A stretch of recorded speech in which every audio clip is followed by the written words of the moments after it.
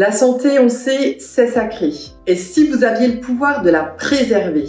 Dans cette vidéo, je vous dévoile les 4 piliers fondamentaux d'une bonne forme physique et morale. D'ailleurs, si vous voulez tout savoir sur les compléments alimentaires, je vous invite à télécharger notre e-book gratuit, le guide pratique des compléments alimentaires. Le lien est dans la description sous la vidéo. Bonjour à tous! Pour maintenir une bonne santé générale, vous devez faire en sorte d'aligner 4 planètes. La première d'entre elles, trop souvent négligée, c'est le sommeil. Ce n'est pas un hasard si nous passons près d'un tiers de notre vie à dormir. Le sommeil est la clé de voûte de la récupération physique et mentale. Son rôle dans les processus de concentration, d'apprentissage et de mémorisation est d'ailleurs établi depuis longtemps.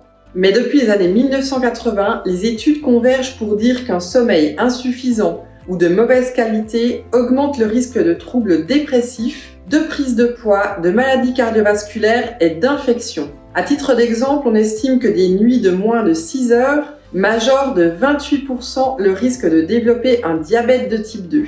Je vous conseille donc de dormir entre 7 et 9 heures par nuit selon vos besoins. Couchez-vous dès les premiers signes de fatigue. Éloignez-vous de la lumière bleue des écrans en soirée et évitez les excitants comme le café ou le thé après 17 heures. La seconde planète, et non des moindres, c'est le stress. Véritable fléau des temps modernes, le stress chronique affaiblit l'immunité, fragilise le système cardiovasculaire et entretient les compulsions alimentaires à l'origine du surpoids. Pour le réguler, je vous recommande de tester différentes techniques de relaxation, comme la méditation, le yoga ou encore la cohérence cardiaque, jusqu'à trouver celle qui vous convient le mieux. La troisième, c'est l'activité physique. Vous n'êtes pas assez motivé pour chausser vos baskets? Ces chiffres de l'Organisation mondiale de la santé donnent à réfléchir. Les personnes sédentaires voient leur risque de décès majoré de 20 à 30% par rapport à celles qui sont suffisamment actives. En pratique, heureusement, vous n'êtes pas obligé de courir le marathon.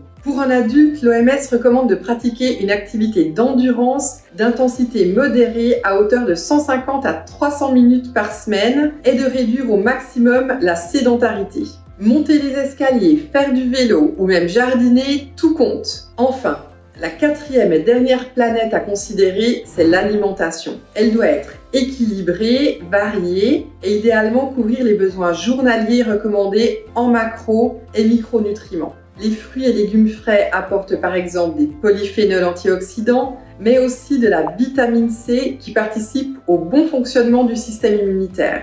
Le riz complet, le cacao ou les amandes fournissent du magnésium, essentiel à l'équilibre du système nerveux. Les poissons gras, si possible sauvages, sont de grands pourvoyeurs d'acides gras oméga 3 sous forme d'EPA et DHA, garant des fonctions cardiaques et cérébrales. Notons toutefois que certains nutriments comme la vitamine D se font relativement rares dans nos assiettes et sont disponibles à plus haute dose sous forme de compléments. En revanche, je vous encourage vivement à réduire votre consommation de plats préparés, de sel, de sucre, d'alcool, de viande rouge et de charcuterie. Ces dernières étant classées cancérogènes pour l'homme par le Centre international de recherche sur le cancer.